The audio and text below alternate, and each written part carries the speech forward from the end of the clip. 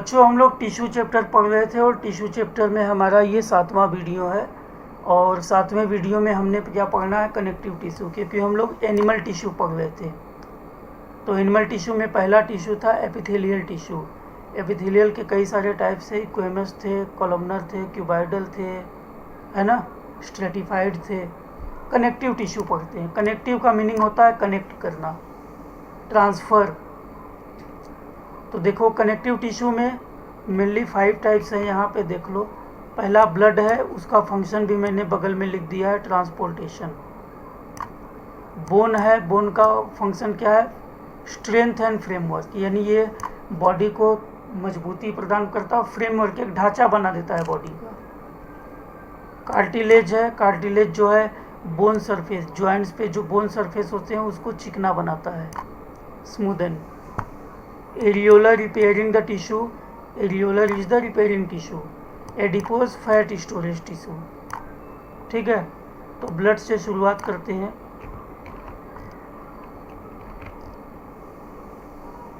Blood is a type of connective tissue, loosely spaced होता है, यानी काफ़ी बीच में जगह होती है। तो सही बात है, फ्लूइड, इसीलिए तो पानी होता है।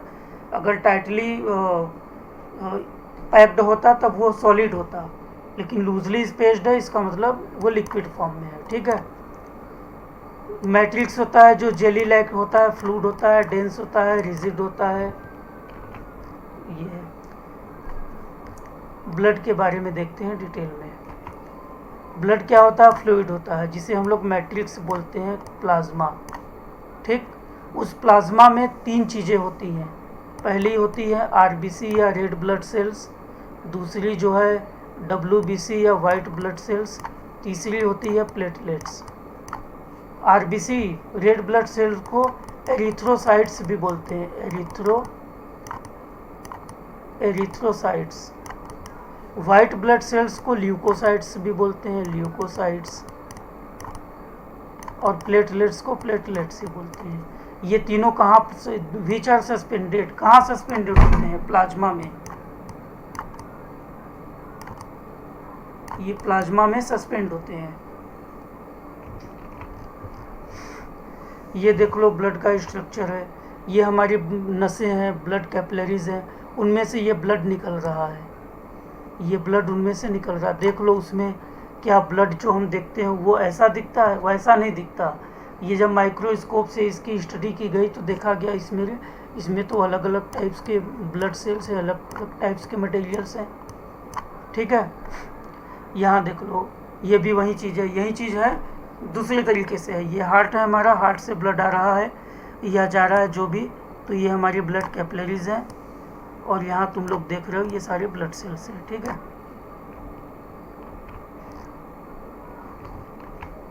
प्लाज्मा क्या होता है, प्लाज्मा प्रोटीन होता है, प्लाज्मा में प्रोटीन होता है, सॉल्ट होता है, हार्मोन्स होता है। ब्लड का फंक्शन क्या है, ट्रांसपोर्ट करना। क्या ट्रांसपोर्ट करता है, गैस को, ऑक्सीजन, कार्बन डाइऑक्साइड को ट्रांसपोर्ट करता है। डाइजेस्टेड फूड, जो फूड हम खा लेते हैं उसको ट्रांसपोर्ट करता है। हार्मोन्स को एक जगह से दूसरी जगह ट्रांसपोर्ट करता है। इसके अलावा इन सब के बाद, इन सब के केमिकल रिएक्शंस के बाद बहुत सारे वेस्ट मटेरियल बनते हैं, उसको भी ट्रांसपोर्ट करके कुछ को किडनी को दे देगा, कुछ को लीवर को दे देगा, कुछ को वापस लंग को देगा, जिससे CO2 बाहर निकल जाएगा। तो इस तरह से है। सेकेंड है हमारा बोन, ये भी कनेक्टिव टिश्यू है। ये फ्रेमवर्क प्रोवाइड करता है बॉडी को, एंकर माने सहारा देता है मसल्स को, है ना। ये है हमारा बोन। अब बोन में देखो, ये बोन मैरो है, ये वाला जो भाग दिख रहा है ये बोन मैरो है। बोन मैरो में जो येलो है उसको येलो मैरो, और जो रेड है उसको रेड मैरो। बोन मैरो क्या होता है, बोन मैरो से ही ब्लड बनता है ना, यहीं पे ब्लड बनता है, बोन मैरो। फिर ये ब्लड वेसल्स वगैरह है, रेड वाला आर्टरीज है, ब्लू वाला वेंस है।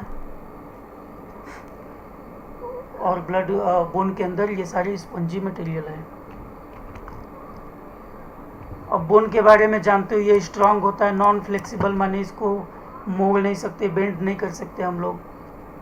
Bones are embedded in a hard matrix composed of calcium and phosphorus. Calcium और फास्फोरस का बना हुआ मैट्रिक्स होता है, उसी में बोन सेल्स होते हैं। Two bones can be connected by ligament, means ये बोन है, ये भी बोन है, इन दोनों बोन को जो कनेक्ट करेगा उसको क्या बोलेंगे हम लोग, लिगामेंट। ठीक है, याद कर लेना, एग्जाम में पूछा जाता है। ठीक, तो ये इलास्टिक टाइप का होता है ये। अब बोन को मसल से, हमने देखा बोन को बोन से लिगामेंट कनेक्ट करता है, लेकिन बोन को मसल से कौन कनेक्ट करता है, टेंडोन।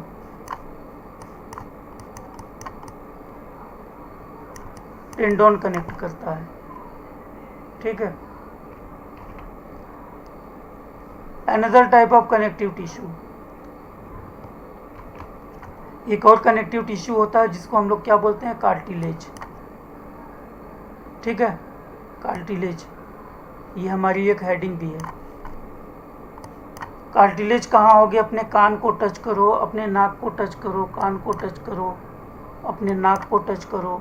ट्रैकिया जो होता है, जो विंड पाइप होता है, लैरिंग्स जो होता है, ये सारे पार्ट जो है इतने सॉफ्ट होते हैं कि इनको काटोगे तो आराम से कट जाएगा। और टच करो, चाहे जितना मोड़ो, कानों को पकड़ के मोड़ो, नाक को मोड़ो, तुम मोड़ सकते हो, कोई दर्द नहीं होगा, कुछ नहीं होगा। ये सब क्या है, कार्टिलेज है।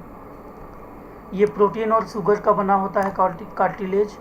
ये स्मूदन करता है बोन सरफेस को, जहाँ जॉइंट्स होते हैं वहाँ बोन सरफेस को स्मूदन करता है। स्मूदन मीन्स चिकना करता है। तो बोन को हम लोग बेंड कर सकते हैं, लेकिन कार्टिलेज को हम लोग बेंड नहीं कर सकते। जैसे हाथी के जो पैर होते हैं उसको देखो, वो कार्टिलेज पूरा का पूरा होता है। ठीक है, नेक्स्ट है हमारा एरियोलर, ये डी होगा, सी में कार्टिलेज था, एरियोलर डी है। एरियोलर का फंक्शन हमने क्या देखा, ये रिपेयर का काम करता है ना। स्किन और मसल्स के बीच में पाया जाता है, ब्लड वेसल्स और नर्व्स में पाया जाता है, बोन मैरो में पाया जाता है। ठीक है, जो इंटरनल आर्गन है उनमें पाया जाता है। और इनका काम मेन क्या होता है, रिपेयरिंग करना, ये याद रखना, हेल्प इन रिपेयरिंग। अब ये स्ट्रक्चर है हमारा एरियोलर टिश्यू का। देखो, ये वाइट ब्लड सेल्स हैं, ये मास्ट सेल है, रेटिकुलर फाइबर्स हैं, फाइब्रोप्लास्ट हैं। तो फाइबर जैसा स्ट्रक्चर होता है और ये रिपेयरिंग बड़ा आराम से कर लेता है। नेक्स्ट है हमारा एडिपोज, इसको ई पढ़ना है। ठीक है, ई। एडिपोज टिश्यू का क्या काम होता है, ये फैट को स्टोर करता है। तो ये कहाँ पाया जाता है, बिलो द स्किन, स्किन के नीचे, या जो ऑर्गन्स होते हैं उनके बीच में जो जगह होती है वहाँ पाया जाता है। इसके जो सेल्स होते हैं, यहाँ देखो ये सारे सेल्स हैं ना, इनमें क्या है, इनमें फैट है। यहाँ देखो ये सारे जो सेल्स हैं इनमें फैट्स जमा है, स्टोर्ड लिपिड लिखा ना, लिपिड मीन्स फैट। और न्यूक्लियस है, साइटोप्लाज्म है, बाकी सब है। ठीक है, एडिपोसाइट्स मीन्स एडिपोज के जो सेल्स होते हैं उन्हें एडिपोसाइट्स बोलते हैं। तो एडिपोसाइट्स का क्या रोल है, स्टोरेज ऑफ फैट। अब फैट जब स्टोर हो जाता है तो ये इंसुलेटर की तरह काम करता है। ठीक है, मतलब गर्मी बहुत ज़्यादा हो जाती है शरीर में, तो देखो जिनको फैट वगैरह ज़्यादा स्टोर हो जाता है उनको गर्मी बहुत लगती है। ठीक है,